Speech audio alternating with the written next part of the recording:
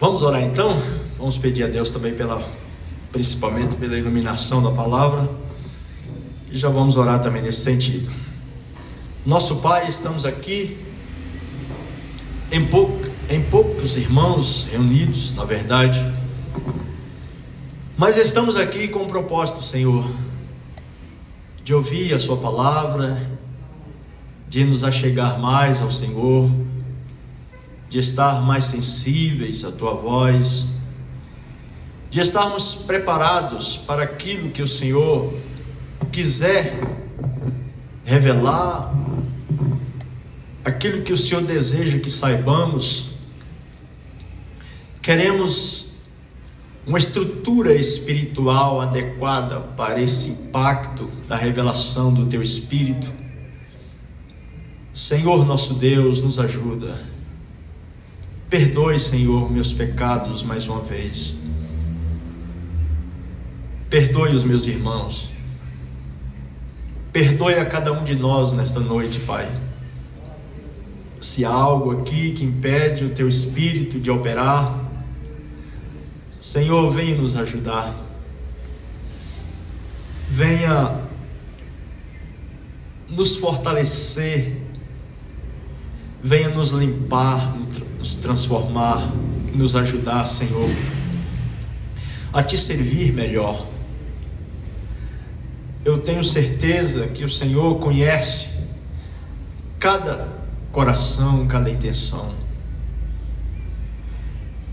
E enquanto ministro a palavra nesta noite, que o Senhor possa tomar e vivificar, Senhor, e trazer vida, trazer respostas, trazer motivos para o Seu povo caminhar. E isso somente a plena convicção de que há um Deus olhando por nós, de que há um Deus que se importa, que há um Deus que se intervém, que muitas vezes cruza o nosso caminho e nos impede de tomar uma decisão errada, ou nos anima a tomar uma decisão correta, ainda que não seja a decisão mais fácil. Pedimos também pela cura dos nossos corpos.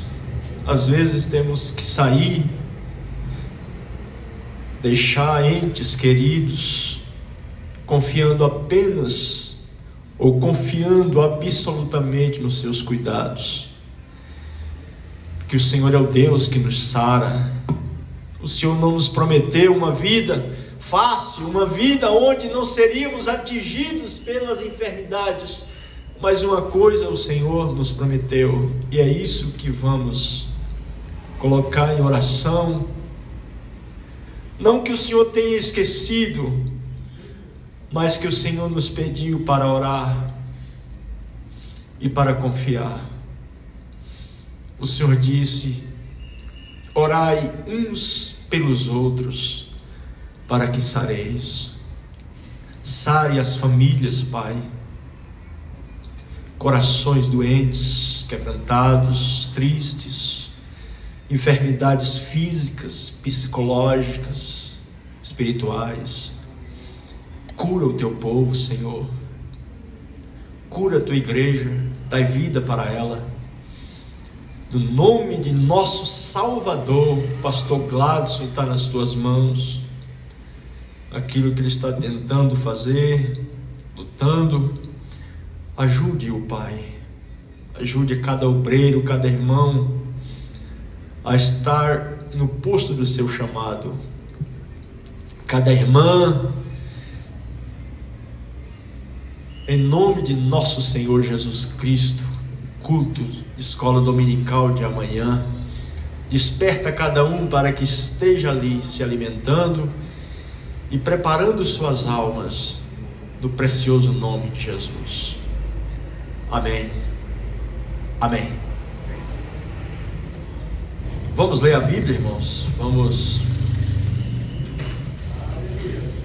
ler os Salmos 139. É um salmo bem conhecido, né? O Salmo 139.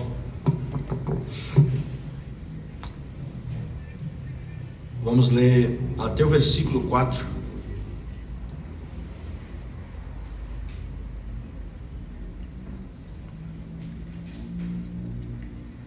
Salmo 139,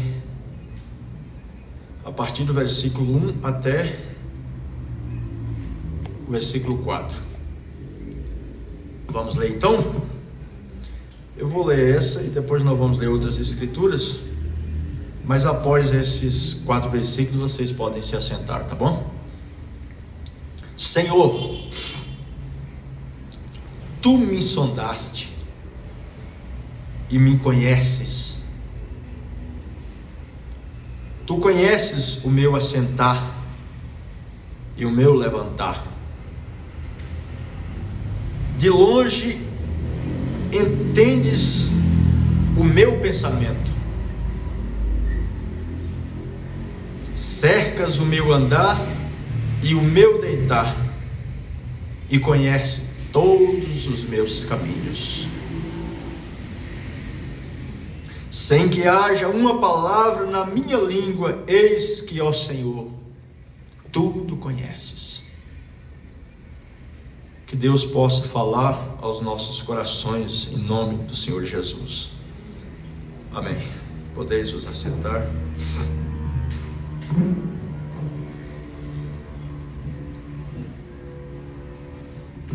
A Bíblia fala sobre o Senhor Jesus combatendo com alguns homens, e a Bíblia nos relata que não precisava de que ninguém lhe desse testemunhos ou testemunho a respeito de quem quer que seja, porque ele bem conhecia o que estava no coração dos homens. Quando o apóstolo Pedro é interrogado pela terceira vez, Pedro, tu me amas? Essa foi a declaração do apóstolo, né? Senhor, tu conheces todas as coisas, tu sabes que eu te amo. Você sabe.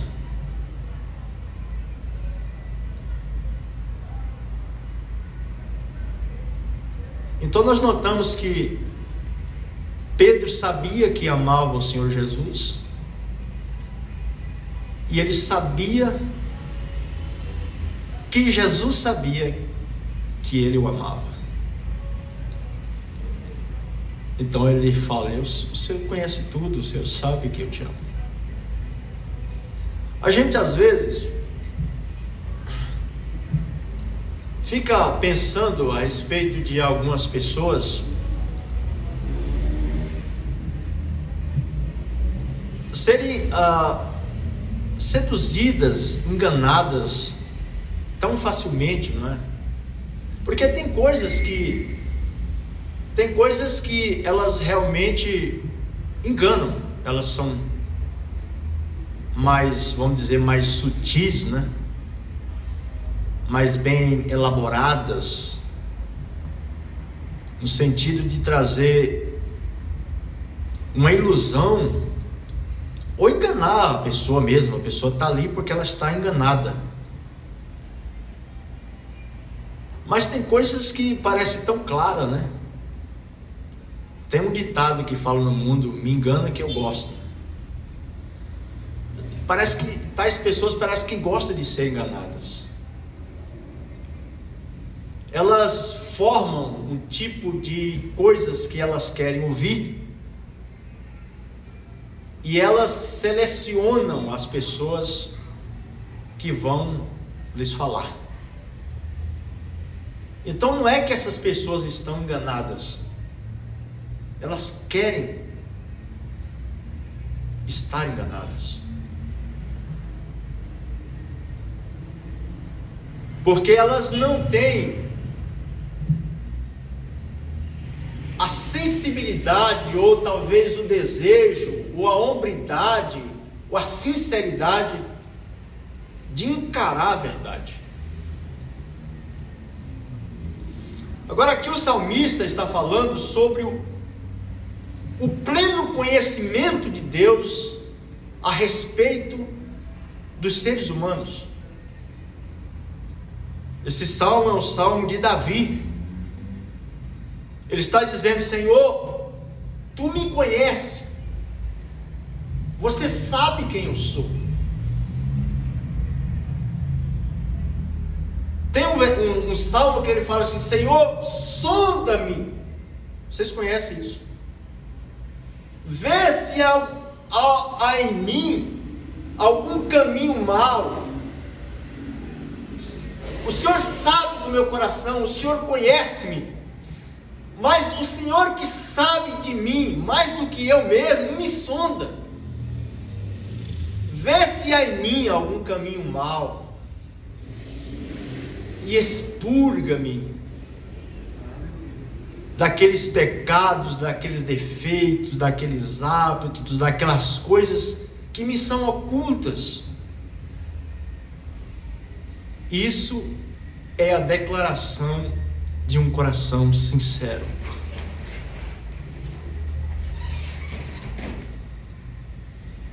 Nós falamos sobre Natanael no outro culto, e eu estive pensando nisso.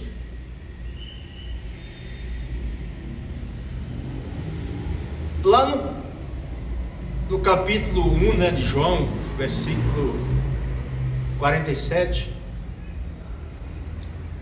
a Bíblia fala que Jesus viu quando Natanael veio ter com ele, e Jesus fala: eis aí um verdadeiro israelita, em quem não há dolo. Em quem não há dolo. Essa palavra dolo é a intenção consciente de cometer algo errado. É consciente, não é inconsciente. É uma intenção consciente de cometer algo errado.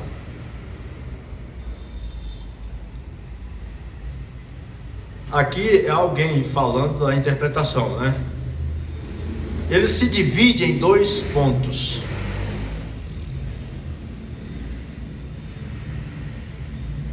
A consciência, saber o que está fazendo, e nós vamos entender isso aqui.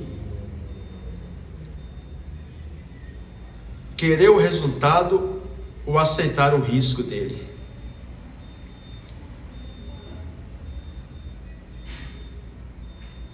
Então a pessoa, ele quer um resultado,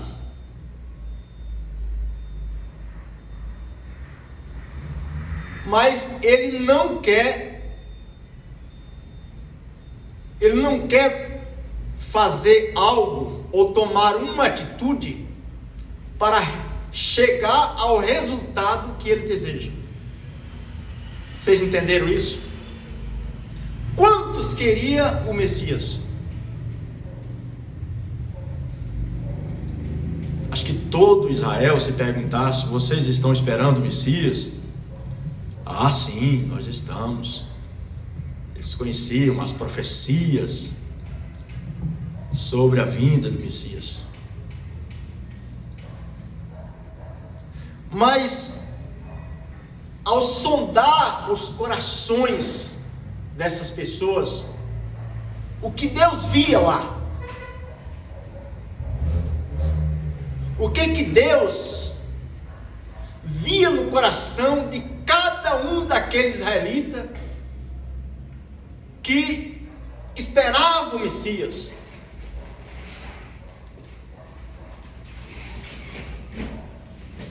Ele sabia, ele conhecia aqueles que eram sinceros, que eram israelitas de verdade, e aqueles que só fingiam ser.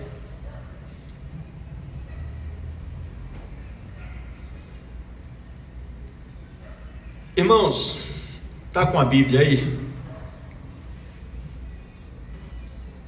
Em Lucas 8, verso 15.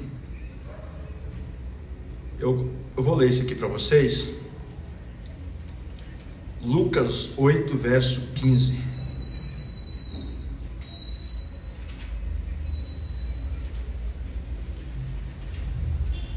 Ele vai falar aqui a explicação, né, da parábola do trigo e do joio, mas aqui no versículo 15, deixa eu ver aqui, é isso. E eu falando sobre a semente lá, e a que caiu em boa terra, esses são os que, ouvindo a palavra, a conservam num coração honesto e bom, e dão frutos com perseverança.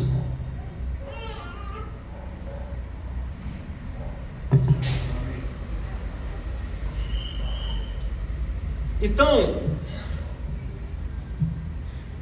o irmão Branda fala sobre uma doutrina que apareceu na época ainda ele pregava, na década de 60 talvez, quando eles diziam que o nome de Jesus não era Jesus, né? Na nossa língua nós falamos Jesus, e eu não sei, eu acho que o irmão Gabriel sabe quando que foi traduzido. Eu não sei se para nós foi, eu não sei se foi o João Ferreira de Almeida que traduziu o nome do hebraico para o nosso idioma. Então o nome dele, Jesus, seria mais ou menos como Jesus, no grego. E tem muitas interpretações a respeito. Aí uns falam assim, não é Yeshua. É Yeshua. Tem que falar Yeshua, porque esse era o nome que os apóstolos chamavam ele lá. Yeshua. Aí o outro vem, não é Yeshua não, tem um irmão que trabalha comigo, né, que o nome de Jesus para ele, o nome é uma blasfêmia. Esse nome aí não existe. Significa outra coisa e tal. Yahusha. Mas tem uma vez que nós passa horas conversando, né? E eu estava lendo uma mensagem, já tinha essa situação já há algum tempo. O Gabriel conhece. E aí o irmão Branda fala assim, as pessoas, elas têm uma certa facilidade para cair em determinados tipos de heresia. O coração das pessoas se abre muito facilmente para ficar aceitando algumas coisas. No debate, por exemplo, as pessoas não vão no debate, seja trinitariano com unicista, seja um testemunho de Jeová com adventista do sétimo dia, ou um católico romano com um evangélico de qualquer igreja. Eles não vão ali para discutir um assunto, talvez haja exceção, mas na grande maioria, eles não vão ali para discutir um assunto, para se saber quem está certo, quem está errado, ou para chegar a uma verdade. Não, eles já vão com o espírito armado para defender uma ideia, para defender uma doutrina, né? Não é uma questão de... Então a gente vê no concílio de Jerusalém, Vocês vão pegar lá Atos capítulo 15, Atos capítulo 16. Sai uma doutrina entre os apóstolos, uma doutrina lá entre os apóstolos, e entre esses ensinamentos havia alguns ali que começaram a dizer que tinha que guardar a lei. Aquilo causou um choque. Eles se reuniram, os apóstolos se reuniram para trazer a verdade do assunto. Então foram unindo as escrituras e tal, homens ungidos, chamados por Deus para estabelecer uma verdade, para esclarecer uma verdade, né? Mas geralmente não é assim o que as pessoas querem. Os seus corações já desejam algo. E geralmente a gente tem tendências, né? Nós temos as nossas tendências. Geralmente o liberalista, ele tende mais a ouvir aqueles pregadores mais liberais, para ele formar uma forma ou uma força para defender aquilo que ele próprio já quer aceitar. O legalista, ele é o contrário, ele já quer ouvir mais aqueles pregadores legalistas, né? Aí você vê na igreja, aí às vezes alguns irmãos ficam assim, alguns irmãos ficam de cabeça baixa. Aí quando o legalista prega, aí todos os legalistas levantam, aleluia, aleluia, aleluia. Porque aquela classe de espírito está sendo alimentada. Geralmente nós temos as nossas tendências. Aquele que tem a tendência para o fanatismo, qualquer coisa, então você fica pegando aquelas coisas para alimentar o seu ego. Aquele que gosta de qualquer coisa que você pensar, que você imaginar aí no seu coração. Nós criamos as coisas assim, nós fazemos as coisas assim. Então, aonde está a grande diferença? Eu fico pensando, meu Deus, por que Jesus declarou que os eleitos não poderiam ser enganados? Porque Deus encontra no coração dessas pessoas uma sinceridade, um caráter, uma coisa que está na alma deles, que Deus está obrigado a se revelar a essas pessoas. E muitas vezes, a verdade ela se revela a você. E você próprio, com a sua sinceridade, você próprio resiste àquilo. Por causa da oposição, por causa da doutrina estabelecida. Essa crença tem 1000 anos. Por que o irmão Brela fala, em que sentido que o mensageiro diz que a mensagem e o mensageiro é a mesma coisa? É porque tudo que ele fala vem de Deus? Ele está conversando com os amigos, é Deus que está falando? Ele está pregando, tudo que ele está pregando é Deus que está falando? É como se ele fosse um canal e Deus falava e tudo que ele está falando é de Deus? Não, dentro do seu chamado, do seu ministério, ele tem uma verdade para revelar. Mas ele é um homem, um ser humano, certo?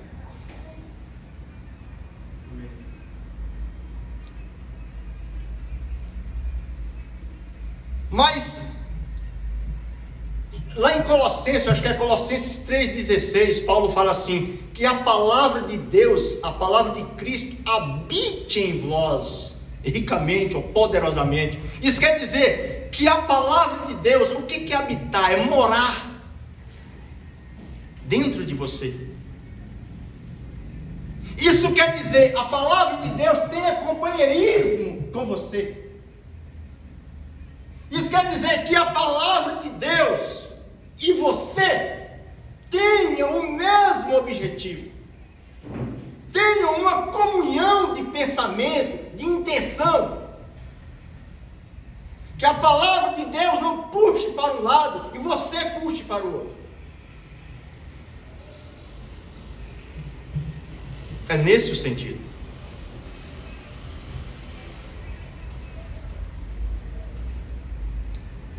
Então o profeta de Deus, antes de pregar a sua palavra, a sua mensagem, ele se torna um com ela, ele crê nela, ele vive ela, ele morre por ela, ele está totalmente convicto, totalmente rendido à sua mensagem.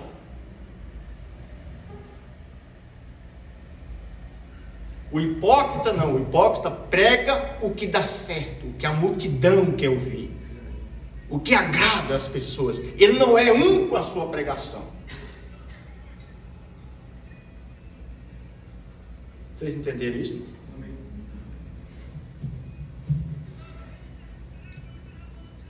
Estava vendo um testemunho de como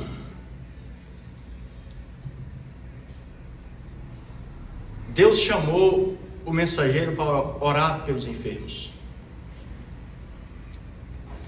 Se você for sincero, nem o câncer vai parar diante da sua oração.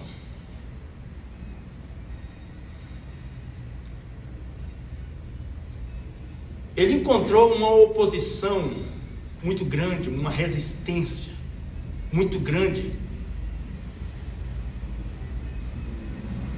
por líderes, pessoas que ele amava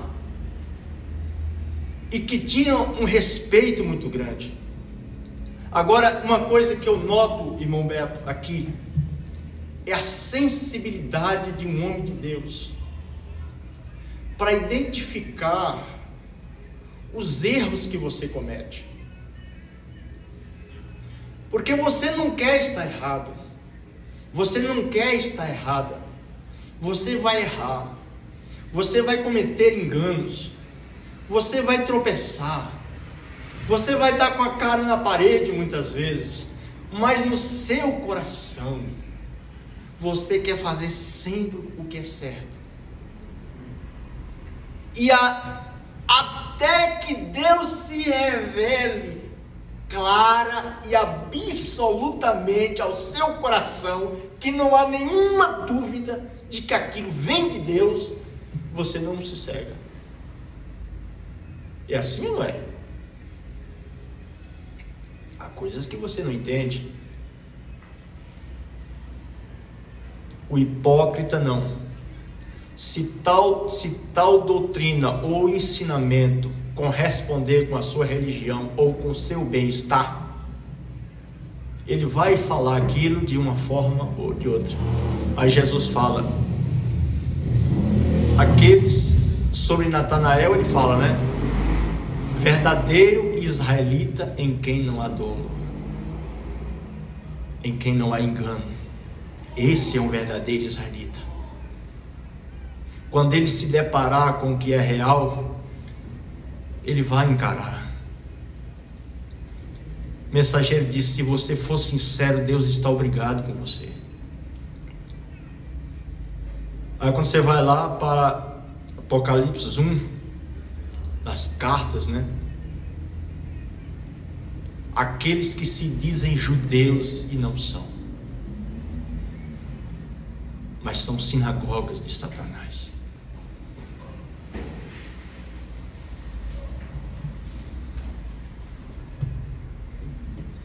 Ele era um batista, vocês sabem.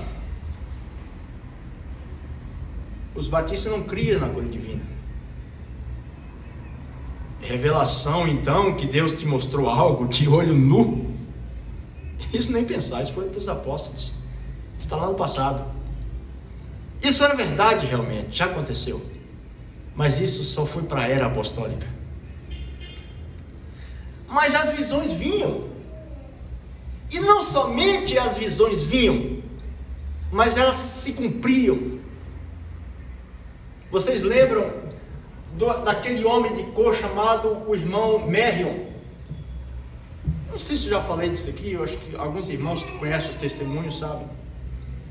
Ele era novo ainda, acho que 6 meses de convertido. Ele estava na sua casa, a casa da sua mãe, Ele entra no seu quarto e começa a orar. De repente Deus lhe dá uma visão. Ele vai, na visão ele entra no hospital X, no quarto X, na cama X, e tem um homem, o trator passou em cima dele, ele quebrou 6 costelas, ou 3 costelas. Uma das costelas estavam paradas a centímetros do pulmão. O médico tirou a raio-x e disse: se você mexer, vai furar o seu pulmão, você está morto. E aquele homem estava naquela condição lamentável. Eu não podia se mexer. Fazer o quê? Mas ele tem uma visão, e ele está olhando, como você está olhando no telão. De repente 2 homens entram naquele quarto. Chega onde está aquela cama. Aquela mulher se levanta, olha para eles com uns olhos meio de reprovação, como se dissesse: o que vocês estão fazendo aqui? Vocês vão matar meu marido? Ele não pode se mexer. E aqueles 2 homens entram, e o irmão Branham fala assim: eu tomei um espanto quando aquele homem se ajoelhou e começou a orar por aquele homem, porque eu estava olhando para mim mesmo na minha face. Era eu que estava orando por aquele homem. No culto à noite ele conta a visão. O irmão se levanta lá e diz assim: irmão Branham, eu sei quem é. Eu sei quem é o irmão. Então vamos lá. Levou ele, e ele entra lá, contra todos os diagnósticos, contra tudo. Ele ora pelo homem: o senhor tem fé? Segura na mão dele: o senhor tem fé? E a mulher: não faz isso, você vai matar meu marido.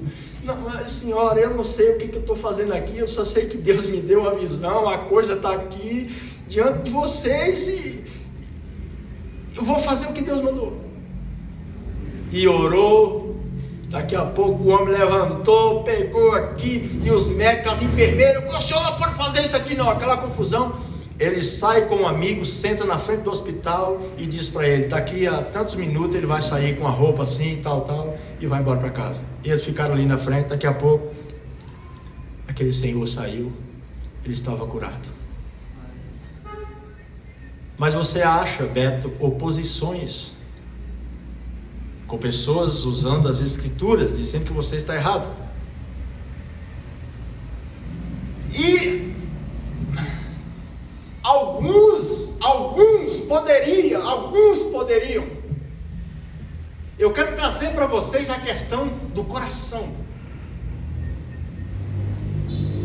Eu estou com o meu coração em um grau, em uma sintonia com Deus, em uma sinceridade, porque, irmão, Deus conhece.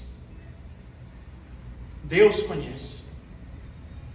Não adianta nós tentar enganar. Deus conhece. Senhor, tu me sonda, tu me conhece. Quem está querendo criar fanatismo, Deus conhece, você vai fazer isso. Quem está querendo criar um partido, qualquer coisa, Deus te conhece, você vai fazer isso. Mas quem está querendo servir a Deus em humildade de coração, ser sincero, subir no arrebatamento, fazer qualquer coisa para agradar a Deus, Deus te conhece, Deus vai fazer isso por você. Como disse Jó: oxalá que Deus atendesse o que eu desejo no meu coração. Oxalá que o que está dentro da minha alma, Deus escrevesse isso com um cinzel de ferro em pedras, que isso ficasse gravado lá. Eu conheço quem eu sou. Mesmo tendo amigos dizendo ao contrário, eu sei quem eu sou. E Deus me conhece.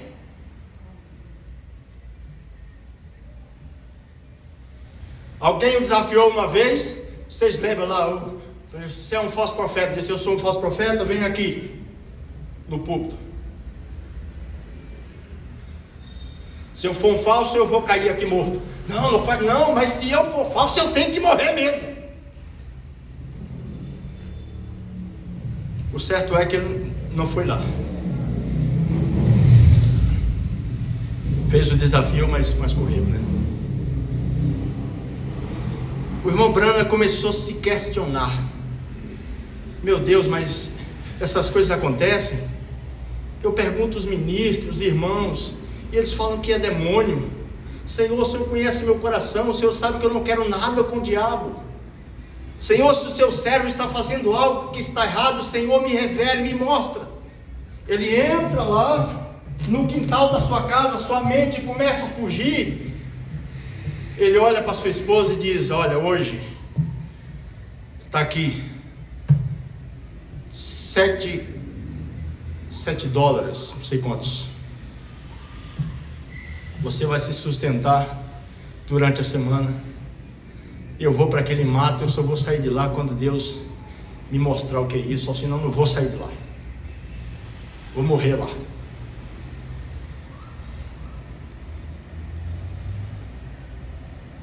Irmão Branham, se afasta disso, isso é coisa do diabo. E é aí, irmão, quando Paulo fala em orar no Espírito, né? Nós não sabemos orar. O Espírito é que vai gemer dentro da sua alma e falar aquilo que Deus quer para você. E você vai entrar nessa harmonia com o Espírito. Ele fala que ele entra na sua caverna e ora. Depois ele sai, lê a sua Bíblia. E ele está ali: Senhor, me livra dessas coisas. Senhor, não permitas que eu tenha mais essas visões. Lembra, irmãos, que não era um tempo em que visões era coisa de crente ficar contando para todo mundo. Tem um sonho e acha que isso é uma grande revelação. E faz disso um nó na cabeça de tanta gente que não pode ter nada espiritual na vida, que já faz disso uma doutrina. Já faz disso um problema. Na internet está cheio disso aí. Nós temos lá, quem já viu aí na internet, o EQM, dizem, experiência de quase morte. Os católicos vão ouvir a experiência de quase morte, em qual que ele vai ver? Aqueles que falam que tem um purgatório, porque ele quer crer no purgatório. Então ele vai ver aquele que a mulher viu Maria e estava lá. Você pensa que não tem? E como tem? Você pensa que Maomé não teve uma grande visão? Você pensa que não? Que Maomé não esteve 3 dias orando e saiu de lá dizendo que tinha um Deus agora novo, que era Alá, e Maomé era seu profeta? E pregou isso para o mundo inteiro, e hoje é uma das religiões que mais cresce no mundo.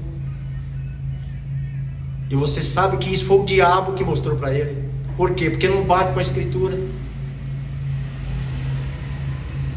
Mas você vai ouvir esses relatos de experiências de quase morte. Você pode criar qualquer tipo de doutrina que você quiser.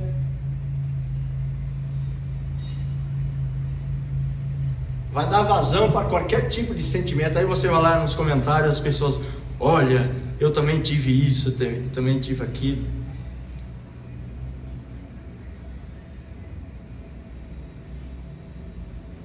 Aí onde está a questão do coração. Tais pessoas não são enganadas, elas querem ser enganadas. O exame mais simples da Escritura vai mostrar que aquilo é demônio. Porque qualquer revelação e qualquer espírito que não bate com essa Bíblia é do diabo. Amém? Amém?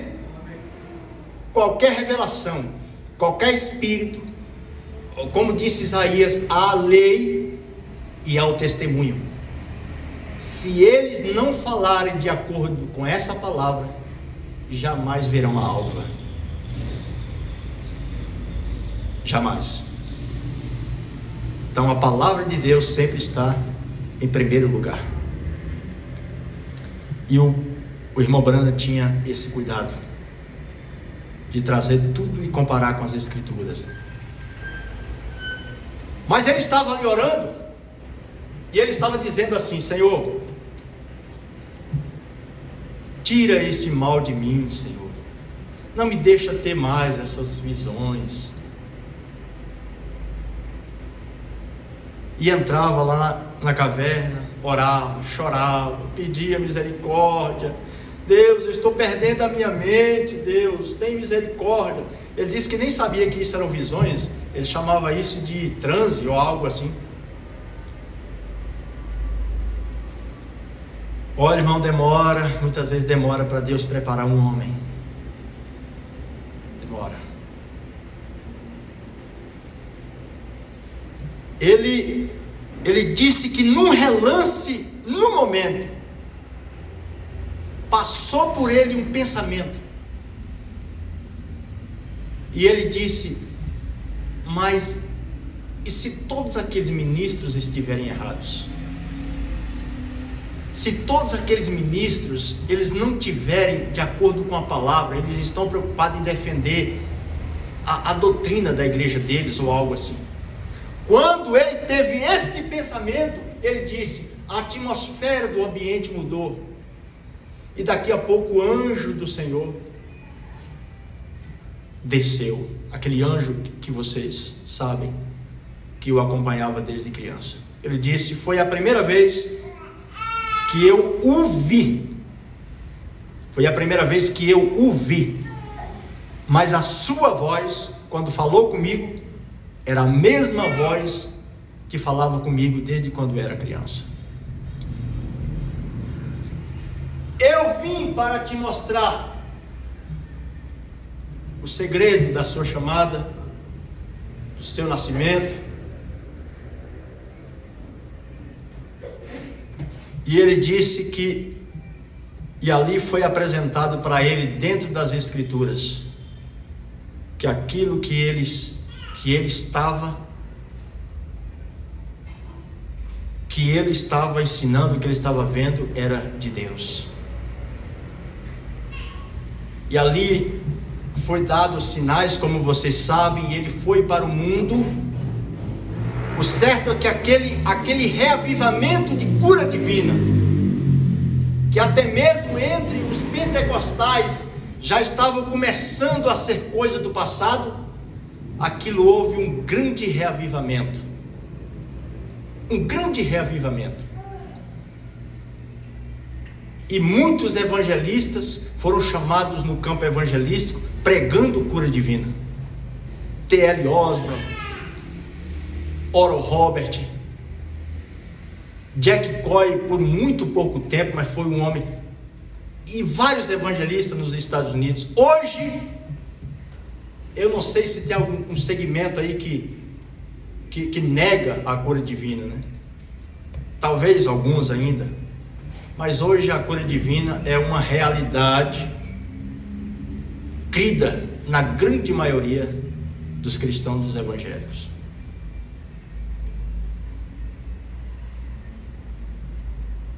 Mas não foi algo trazido por emocionalismo. As pessoas, irmãos, elas querem criar coisas. Elas gostam de criar coisas, criar sistemas. Falava-se aquela história, né? É uma historiazinha. O irmão Isaías é que conta sempre, né? Daquele homem que queria casar. E ele, na verdade, ele já tinha no seu coração a pessoa certa com quem ele queria casar, né? Ele já tinha a pessoa que ele queria. Ou seja, o seu desejo sobrepujava, vamos dizer, a Francisca e a Maria, né? Mas aí ele faz um voto: eu vou soltar o meu cavalo aí na estrada. A casa da Maria fica à direita, da Francisca fica à esquerda. E quando chegar na bifurcação, eu solto as rédeas do cavalo. Para onde o cavalo ir, é o Senhor que está me guiando. Mas aí o certo é que o cavalo ia para o lado daquele que ele não queria casar, né? Da Maria ou da Francisca, sei. Aí ele deu aquele puxinho no cavalo, assim, bem devagarzinho, né? Mas para ir para o lado daquele que ele queria, né?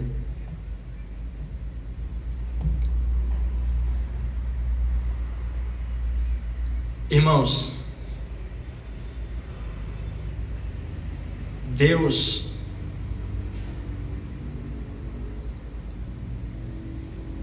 encontrou corações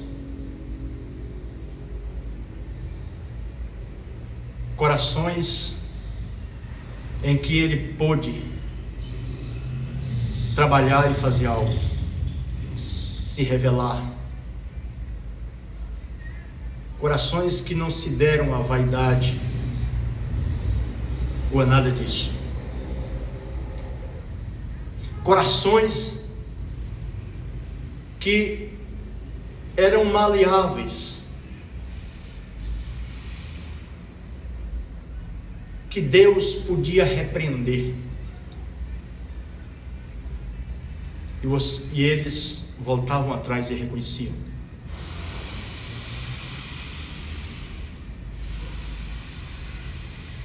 O coração do homem, ele já tem tendências,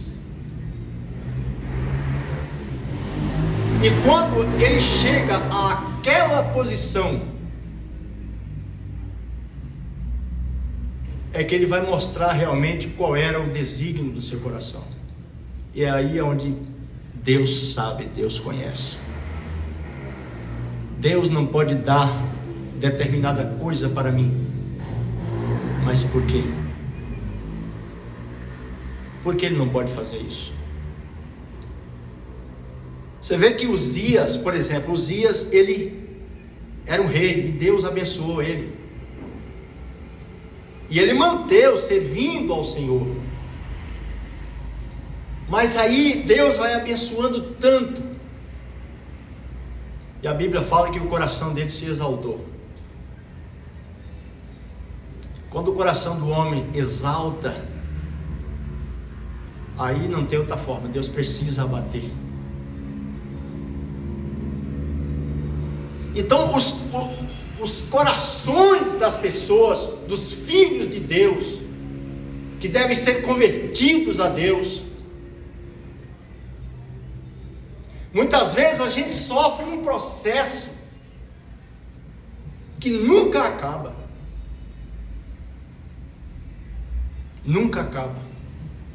Só quando você vai embora. Só quando Deus se leva.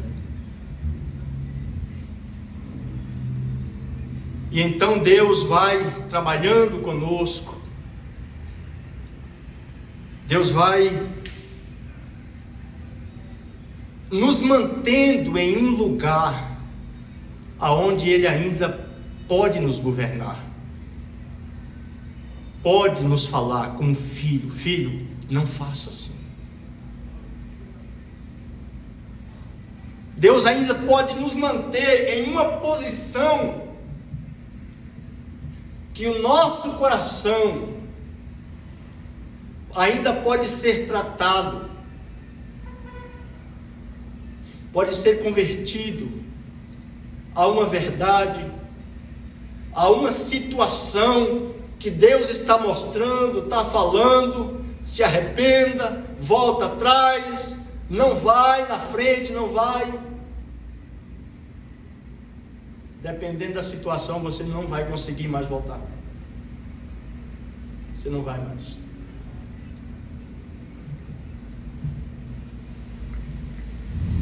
Então fique feliz. Fique feliz por muitas vezes Deus nos negar determinadas coisas. Às vezes o segredo está nisso, Beto. Você ora, você chora, você pede, você acha que precisa, e Deus diz não. Não vai ter, não vai receber. E aí o seu coração diz: tá bom, tá certo. Eis aí um verdadeiro israelita, em quem não há dor. Eu estou orando,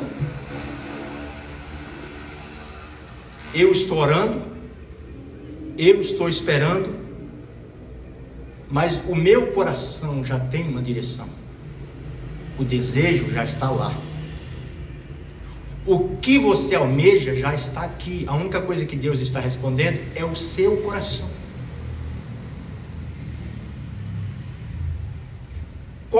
O que Deus fez para endurecer o coração de Faraó? Há pessoas que pensam, talvez, que Deus chegou lá, pegou a mão assim, torceu o coração de Faraó para endurecer. Não. Quando você tem determinada coisa no seu coração, por exemplo, Faraó, o que ele era? Ele era governador do Egito, o rei do Egito. Ele era o Deus do Egito. Quem era Israel? Israel era escravo no Egito. Agora imagina, irmão Gabriel, chega Moisés lá diante de Faraó e diz assim, e apresenta para ele o Deus dos filhos de Israel. Faraó, assim diz o Senhor: liberta meu povo, deixa o meu povo ir para o caminho para oferecer sacrifícios a mim. Ah, mas quem é o seu Deus? Está pensando que é assim, né? Chega aqui no Egito e manda sair daqui, Em outras palavras, aqui eu sou Deus, quem manda aqui sou eu. Por que o coração de Faraó era endurecido? Veja bem, qual foi a primeira praga do Egito? Qual foi a primeira demonstração de poder? A serpente de Moisés engole. Só que ele tinha um recurso. Qual era o recurso de Faraó? Os magos dele. Então seu coração, naquele momento, ele disse: não, isso aí é conversa, eu tenho mago aqui para fazer a mesma coisa. Vocês estão entendendo? Eu vou chegar lá.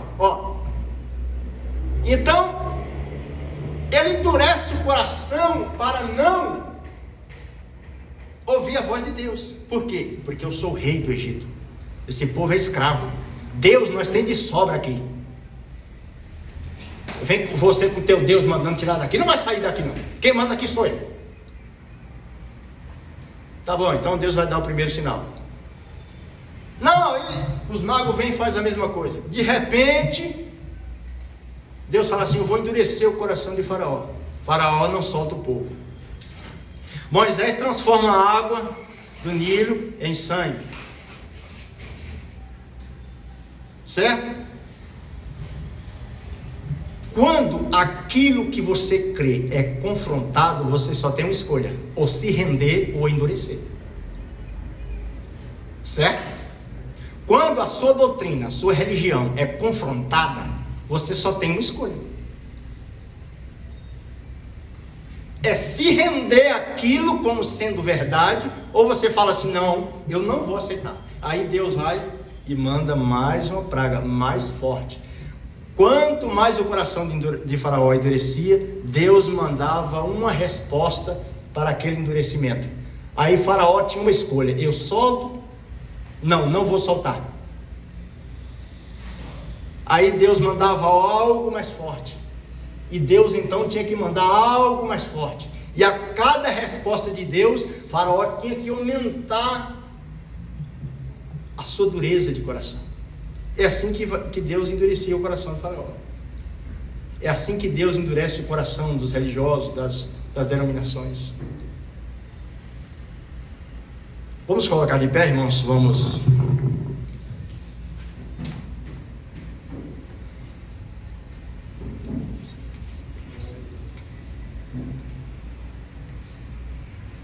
A sinceridade te faz querer saber se o que você crê é certo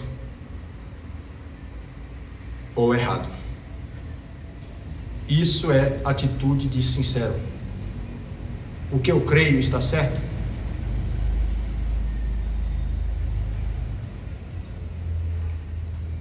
A atitude do hipócrita é: o que eu creio é confortável? O que eu creio convém para mim? Então, essa é a grande diferença, irmãos, entre aqueles que não serão enganados e aqueles que serão enganados. Espero que Deus tenha ajudado vocês nessas simples palavras e que Ele possa nos ajudar a fazer uma reflexão no nosso coração, no nosso íntimo, e identificar o que realmente queremos. Nisso está aquilo que somos. Nisso está as respostas de Deus para você. Pessoas que caem fácil nos laços, e você pergunta: meu Deus, por quê que caiu nos laços assim? Por que caiu? Porque já tinha uma tendência para aquilo, né? Muitas vezes aqui já tem uma tendência. Quando aquilo se apresenta, a pessoa vai.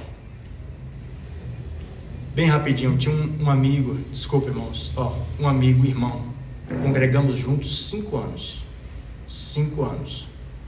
Esse irmão orava 5 horas por dia. Não é mentira, ele orava 5 horas por dia. Vivia magro de orar e jejuar. Um irmão excepcional. Um irmão maravilhoso. Apareceu alguém na vida dele. Nós éramos íntimos mesmo, íntimos. Um está na casa do outro, lá, eram irmãos. Apareceu alguém na vida dele e ele veio pedir para mim a sua opinião, a minha opinião a respeito.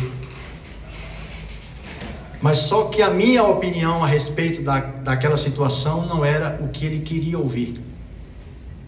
E como ele não queria ouvir, você sabe o que ele fez? De amigo, de irmão, eu me tornei inimigo. Alguém que ele tinha que evitar. Alguém que ele tinha que perder o contato, a amizade. E o resultado para ele não foi bom, infelizmente. Não por causa de mim, mas por causa que a própria pessoa já não aceita mais. Eu oro 5 horas por dia, eu jejum tantas horas. Isso muitas vezes também pode ser um motivo de exaltação de muitas pessoas. Porque eu oro mais do que todo mundo, porque eu leio mais do que todo mundo, porque eu jejuo mais do que todo mundo. Então eu não estou obrigado a ouvir ninguém além, né, da grande experiência que eu tenho com Deus. Isso tem derrubado muita gente também. Oremos. Nosso Deus, nós te louvamos e te agradecemos pela sua infinita misericórdia e sua bondade. Quer dar algum recado, pois?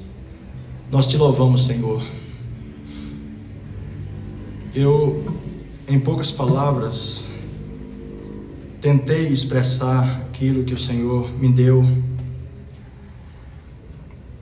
E acredito, Pai, que mesmo assim foi de ajuda para os teus filhos. Que possamos examinar a nós mesmos e entender que se Deus me pedisse determinadas coisas, o que eu faria a respeito? O Senhor conhece as nossas intenções, o nosso coração. O Senhor sabe. O Senhor conhece a cada um de nós, aquilo que somos hoje e aquilo que seremos no nosso futuro. E como um Deus amoroso, Pai, nós te pedimos que o Senhor administre a nossa vida de maneira que não viemos a tropeçar no caminho por causa da nossa dureza, do nosso egoísmo, do nosso engano. Livra, Senhor, as tuas filhas, os teus filhos, nossos irmãos. Abençoe a tua igreja, teus filhos. Dai-nos uma semana abençoada, uma escola dominical abençoada amanhã. Usa, Senhor, o irmão Jonas, que estará ministrando a tua palavra. Usa, Senhor, os irmãos que estarão ministrando os hinos. Pai, derrama da tua graça, guia o teu povo, guia teus filhos. Nós te pedimos estas bênçãos no nome do Senhor Jesus Cristo, nosso Salvador. Amém, amém. Irmãos, Deus abençoe. Amanhã nós temos culto de escola dominical, de manhã. A pedido do pastor Gladys, o irmão Jonas estará trazendo a mensagem. Então estejam lá, cantando hinos, louvando a Deus. E até, no meu caso, na próxima quarta-feira, se Deus quiser, em Carapicuíba. Deus abençoe. Com Deus.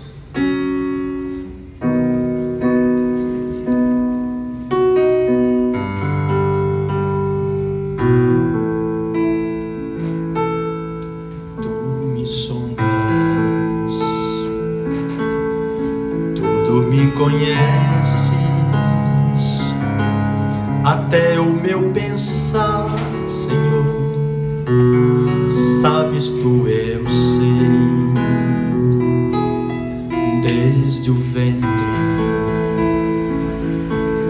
eu ainda nem era, já eras tu comigo,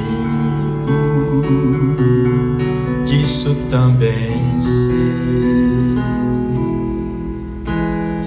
Apesar da fragilidade, tu habitas em mim. Mesmo em meu ser pequeno, tu te moves assim. Mesmo que eu desça o abismo, sentirei tuas mãos, e tu conservarás em paz este meu coração. E quem apartará o teu espírito de mim, se tu me amas assim? É impossível. Posso passar pelo ar da sombra da morte, não temerei mal algum. Estarás comigo por onde eu for.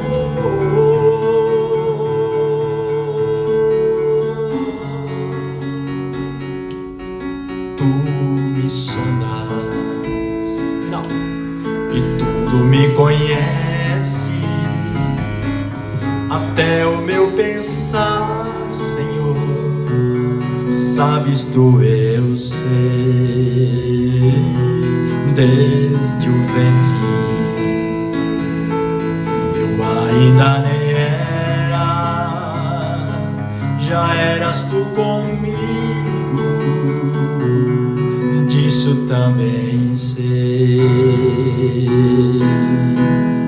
Apesar da fragilidade, tu habitas em mim. Mesmo em meu ser pequeno, tu te moves assim. Mesmo que eu desça o abismo, sentirei tuas mãos, e tu conservarás em paz esse meu coração. E quem apartará o seu espírito de mim, se tu me amas assim? É impossível. Posso passar pelo vale da sombra da morte, não temerei mal algum. estarás comigo por onde eu for.